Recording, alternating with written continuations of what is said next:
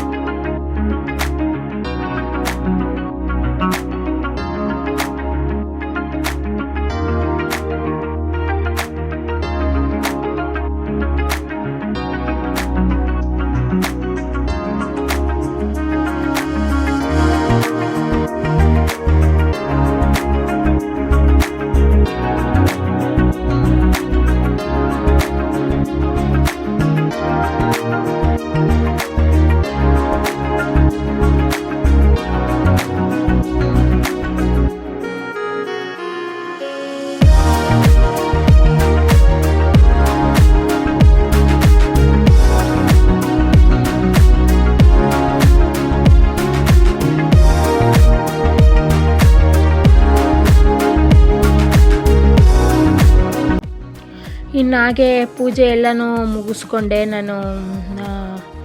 ಸಂಜೆ 3 ಗಂಟೆ ಅಂದ್ಕೊತೀನಿ, 4 ಗಂಟೆ ಆಗಿತ್ತು ಅಂದ್ಕೊಳ್ಳಿ. 4 ಗಂಟೆ ಅಷ್ಟರಲ್ಲಿ ಪೂಜೆ ಎಲ್ಲ ಮುಗ್ದಿತ್ತು. ಮನೆಯೆಲ್ಲ ಕ್ಲೀನ್ ಮಾಡಿ ಪೂಜೆ ಎಲ್ಲ ಮುಗಿಸ್ಕೊಂಡು ಇನ್ನು ನೈಟಿಗೆ ಸ್ವಲ್ಪ ಡಿನ್ನರ್ಗೆ ಅಡುಗೆ ಮಾಡಬೇಕಾಗಿತ್ತು. ಹಂಗಾಗಿ ಸೊಪ್ಪು ತರಿಸ್ಕೊಂಡಿದ್ದೆ, ಕೀರೆ ಸೊಪ್ಪು, ಅದೇ ಮಿಕ್ಸ್ಚರ್ ಸೊಪ್ಪು. ಸೊಪ್ಪು ಬೇಳೆ ಹಾಕಿ ಉಪ್ಸಾರು ಮಾಡೋಣ ಅಂಥೇಳಿ ಉಪ್ಸಾರಿಗೆಲ್ಲನೂ ರೆಡಿ ಮಾಡ್ಕೊತಾ ಇದ್ದೆ.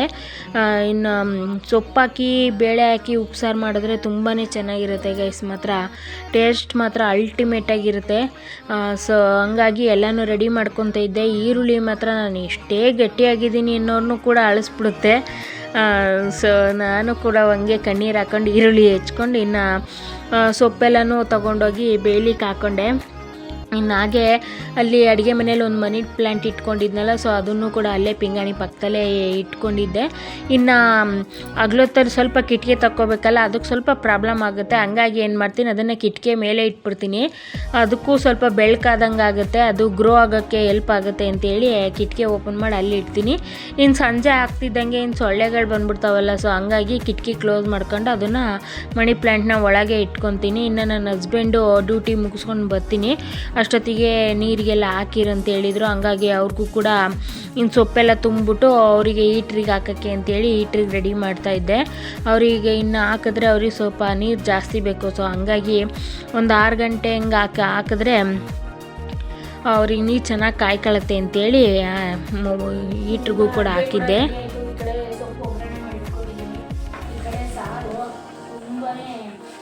ಟೇಸ್ಟಿಯಾಗಿದೆ, ಹಾಗೆ ಹದವಾಗಿದೆ. ಉಪ್ಪು ಹುಳಿ ಖಾರ ಎಲ್ಲ ಮಸ್ತಿದೆ, ಸೂಪರಾಗಿದೆ ಉಪ್ಪು ಸಾಂಬಾರು. ಸೊಪ್ಪು ಬೇಳೆ ಉಪ್ಪು ಸಾಂಬಾರು ಚೆನ್ನಾಗಾಗಿದೆ ಮಾತ್ರ.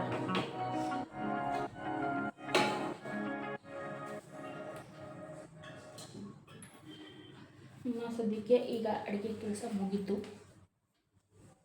ಇನ್ನು ನನ್ನ ಅಡುಗೆ ಮುಗಿಯೋ ಅಷ್ಟೊತ್ತಿಗೆ ಇನ್ನು ನನ್ನ ಹಸ್ಬೆಂಡ್ ಕೂಡ ಬಂದಿದ್ದರು.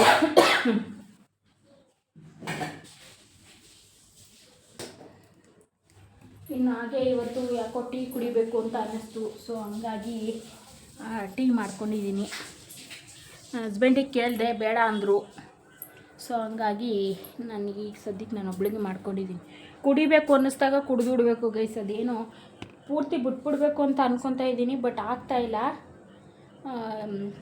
ನೆನೆಸ್ಕೊಂಡಾಗ ಮಾತ್ರ ಕುಡಿಲೇಬೇಕು ಅನಿಸುತ್ತೆ, ಆವಾಗ ಇನ್ನೇನು ಮಾಡೋಕ್ಕಾಗಲ್ಲ. ಮಾಡ್ಕೊಂಡು ಕುಡ್ಕೊಬಿಡ್ತೀನಿ ಅಷ್ಟೇ.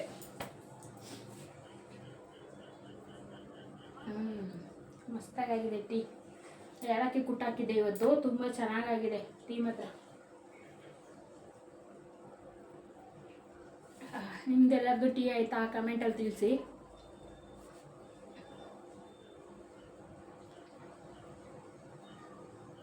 ನನ್ನ ವಿಡಿಯೋನ ಸಂಜೆ ನೋಡೋರಿಗೆ ಮಾತ್ರ, ನನ್ನ ವಿಡಿಯೋನ ಯಾರಾದ್ರು ಸಂಜೆ ನೋಡಿದ್ರೆ ಅದು ಟೀ ಕಾಫಿ ಆಯಿತಾ ಅಂತೇಳಿ ಕಮೆಂಟಲ್ಲಿ ತಿಳಿಸಿ.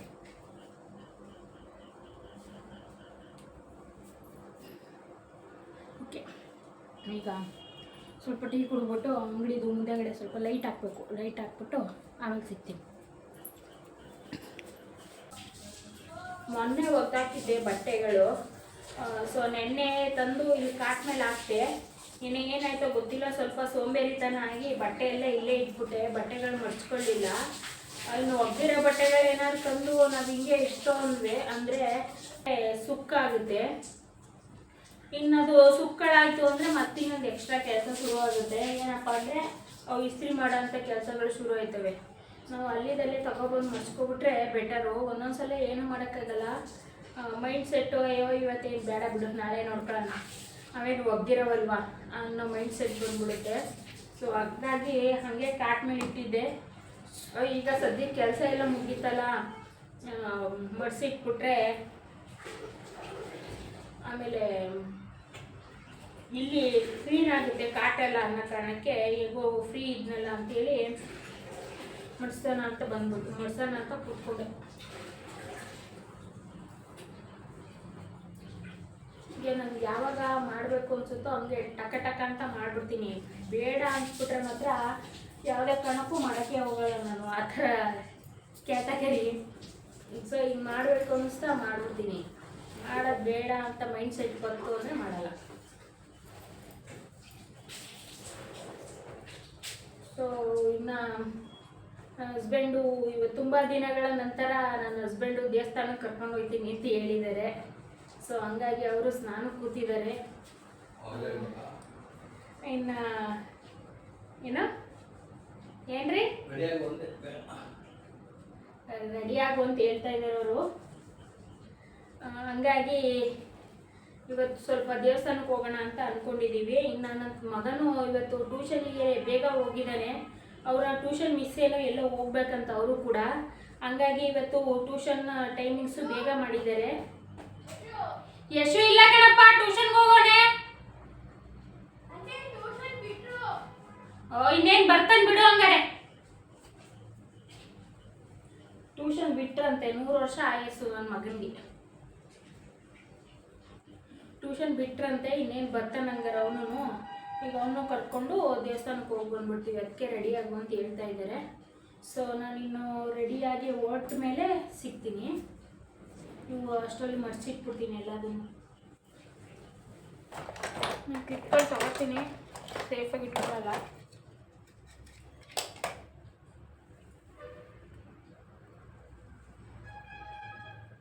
ಹಾಗೆ ನನ್ನ ಗಿಡದ ಹೂವು ಇದೆ, ಸ್ವಲ್ಪ ಮುಡ್ಕೊಂಡ್ಬಿಡ್ತೀನಿ ಅದನ್ನ.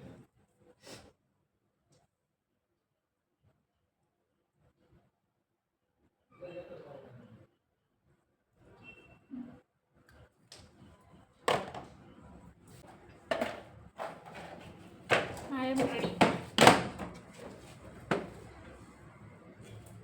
ನನ್ನ ಮಗನ ಸೈಕಲ್ ನಿಲ್ಲಿಸ್ಬಿಟ್ಟಿದ್ದಾನೆ. ಇಲ್ಲಿ ಕಟ್ಟು.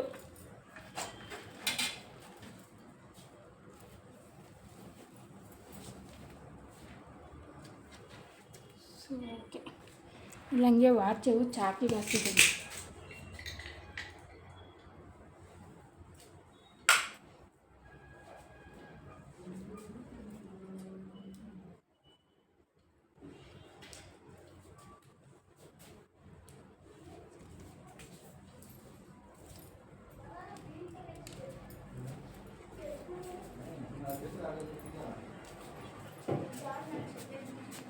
ಇನ್ನು ನಮ್ಮ ಗಿಡದ್ದೇ ಹೂವು ಕಟ್ಟಿಟ್ಟಿದೆ. ಸೊ ಹಂಗಾಗಿ ಮುಡ್ಕೊಂಡು ಹೋಗೋಣ ಅಂತೇಳಿ ಮುಡ್ಕೋತಾ ಇದ್ದೆ.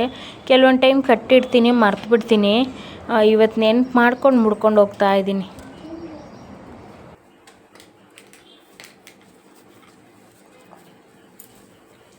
ಸೊ ಓಕೆ, ಬನ್ನಿ ಹೋಗೋಣ.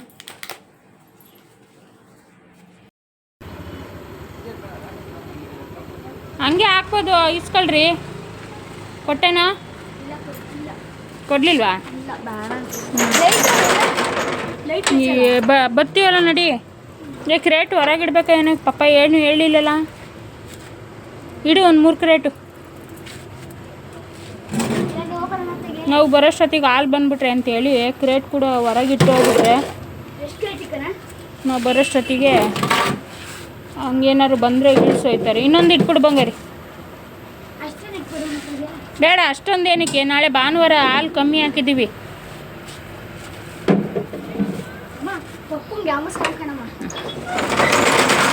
ನಿಮ್ಮ ಅಪ್ಪನಿಗೆ ಯಾಮಾರ್ಸೋಕ್ಕಾಗತ್ತಾ? ಹಾಕು, ಲಾಕ್ ಹಾಕು. ಅದು ಹಂಗೆ ಆಟೋಮೆಟಿಕ್ ಲಾಕು. ಹಂಗಾಗಿ ಬೀಗ ಕೊಟ್ಟು ಬಂದ್ಬಿಡ್ತೀನಿ ಅಂತ ಹೋದ. ಇಲ್ಲ ಅವ್ರ ಅಪ್ಪ ಹಾಕ್ಬಿಟ್ಟೆ ತಗೊಂಬ ಅಂತ ಅಂದ್ಬಿಟ್ಟು ಹೋದರು. ಅಲ್ಲೂ ಕಲೆಕ್ಷನ್ಗೆ ಹೋಗಿದ್ದಾರೆ. ಸೊ ಅಲ್ಲಿ ಕಲೆಕ್ಷನ್ ಮುಗಿಸ್ಕೊಂಡು ಅವ್ರು ಹಂಗೆ ರಿಟರ್ನ್ ಬರ್ತಾರೆ. ನಾವು ಇಲ್ಲಿಂದ ಅರ್ಧ ರೋಡಲ್ಲಿ ಹೋಗ್ತೀವಿ.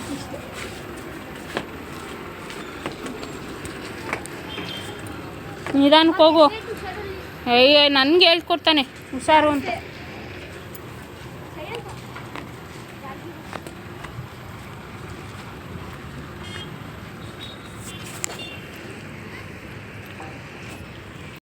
ದೇವಸ್ಥಾನಕ್ಕೆ ಬಂದ್ವಿ. ಆ ದೇವಸ್ಥಾನದಲ್ಲಿ ಮದುವೆ ಹಿಡ್ಕೊಂಡಿದ್ದಾರೆ ಅನ್ಕೊತೀನಿ. ಎಷ್ಟು ಚೆನ್ನಾಗಿ ಡೆಕೋರೇಷನ್ ಮಾಡಿದೆ ನೋಡಿ.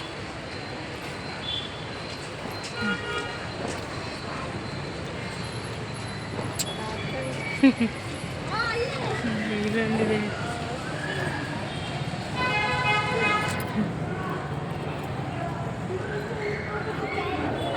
ಇದೆ ದೇವಸ್ಥಾನ.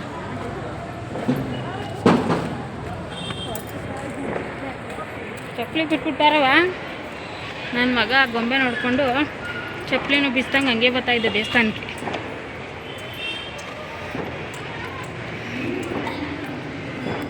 ಇಲ್ಲಿ 2 ದೇವರಿದೆ, ಒಂದು ವೀರಭದ್ರ ಸ್ವಾಮಿ, ಹಾಗೆ ಇನ್ನೊಂದು ಬನಶಂಕರಿ ಅಂತೇಳಿ ದೇವಸ್ಥಾನ ಇದೆ. ತೋರಿಸ್ತೀನಿ ನಾನು. ಈಗ ವೀರಭದ್ರ ಸ್ವಾಮಿ ದೇವಸ್ಥಾನಕ್ಕೆ ಬಂದಿದ್ದೀವಿ.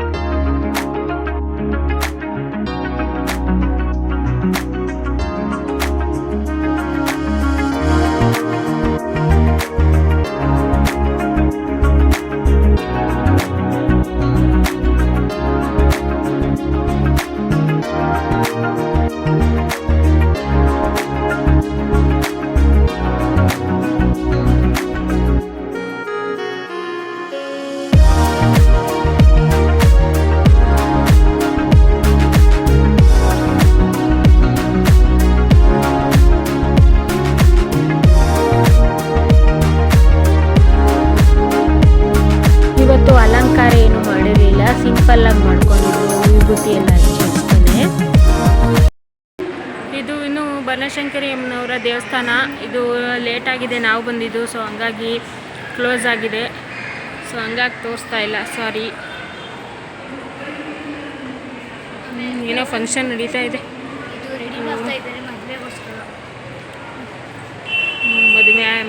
ಮದುವೆ ಇದೆಯಲ್ಲ ಅಲ್ಲಿ. ಸೊ ಹೂವಿನ ಡೆಕೋರೇಷನ್ ಏನೋ ಮಾಡ್ತಾ ಇರೋಂಗಿದ್ದಾರೆ. ಇನ್ನು ಈ ದೇವಸ್ಥಾನದ ಹತ್ರನೇ ವೀರಶೈವ ಅಂತೇಳಿ ಕಲ್ಯಾಣ ಮಂಟಪ ಇದೆ. ಸೊ ಹಂಗಾಗಿ ಇಲ್ಲಿ ಮದುವೆ ಕೂಡ ನಡೀತಾ ಇತ್ತು, ಹಂಗಾಗಿ ಡೆಕೋರೇಷನ್ ಮಾಡ್ತಾ ಇದ್ದಾರೆ. ನಿಧಾನ. ಹಾಗೆ ಇಲ್ಲಿ ಹೊರಗಡೆ ಬಂದಮೇಲೆ ಒಂದು ಶಿವಂದು ಸ್ಟ್ಯಾಚು ಇದೆ, ತುಂಬ ಚೆನ್ನಾಗಿದೆ. ಅದು ತೋರಿಸ್ತೀನಿ. ನೀರು ಬರ್ತಾ ಇತ್ತು ಅಂದರೆ ಫಂಕ್ಷನ್ ಟೈಮ್ಗಳಲ್ಲಿ, ಈ ಶಿವರಾತ್ರಿ ಟೈಮಲ್ಲಿ ಇನ್ನೂ ಚೆನ್ನಾಗಿ ಡೆಕೋರೇಷನ್ ಮಾಡಿರ್ತಾರೆ. ಅಲ್ಲದೆ ಇಲ್ಲಿ ವಾಟರ್ ಫಾಲಿಂದು ಡಿಸೈನ್ ಕೂಡ ಮಾಡಿರ್ತಾರೆ, ಚೆನ್ನಾಗಿರುತ್ತೆ. ಸೊ ಈಗ ಸದ್ಯಕ್ಕೆ ಸಿಂಪಲಾಗಿ ತೋರಿಸ್ತೀನಿ. ಶಿವರಾತ್ರಿ ಟೈಮಲ್ಲಿ ಬಂದರೆ ಅದನ್ನು ಕೂಡ ವಿಡಿಯೋ ತೋರಿಸ್ತೀನಿ. ಓಕೆ ಫ್ರೆಂಡ್ಸ್, ಈ ವಿಡಿಯೋನ ಇಲ್ಲಿಗೆ ಮುಗಿಸ್ತಾ ಇದ್ದೀನಿ. ಈ ವಿಡಿಯೋ ಸ್ವಲ್ಪನಾದರೂ ಇಷ್ಟ ಆಗಿದ್ರೆ, ಯೂಸ್ಫುಲ್ ಅನಿಸಿದ್ರೆ ಮರೀದೆ ಲೈಕ್ ಮಾಡಿ. ಹಾಗೆ ನಿಮ್ಮ ಫ್ರೆಂಡ್ಸ್ ಆ್ಯಂಡ್ ಫ್ಯಾಮಿಲಿಗೆಲ್ಲ ಶೇರ್ ಮಾಡಿ. ಯಾರೆಲ್ಲ ನನ್ನ ಚಾನಲ್ನ ಸಬ್ಸ್ಕ್ರೈಬ್ ಮಾಡದೆ ನೋಡ್ತಾ ಇದ್ದೀರಾ, ದಯವಿಟ್ಟು ಸಬ್ಸ್ಕ್ರೈಬ್ ಮಾಡ್ಕೊಂಡು ನೋಡಿ. ಈಗಾಗಲೇ ಸಬ್ಸ್ಕ್ರೈಬ್ ಮಾಡ್ಕೊಂಡಿರೋರಿಗೆ ತುಂಬ ಹೃದಯದ ಧನ್ಯವಾದಗಳು. Thanks for watching. Stay tune. Love you all. ಸಿಗೋಣ ನೆಕ್ಸ್ಟ್ ವಿಡಿಯೋದಲ್ಲಿ. ಬಾಯ್.